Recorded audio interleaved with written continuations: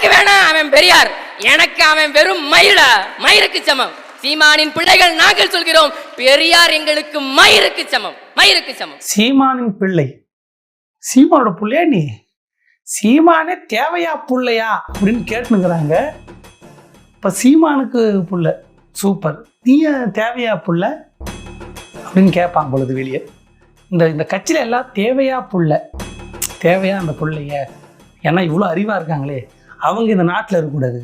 அவங்க இன்னும் நாசா கீசாக்கு போய் பல தேவையா பிள்ளைகளை உருவாக்காமல் தேவையில்லாத பிள்ளைகளோ கடுப்பாயிடுச்சு. அதான் என்னென்னோ சொல்கிறேன்.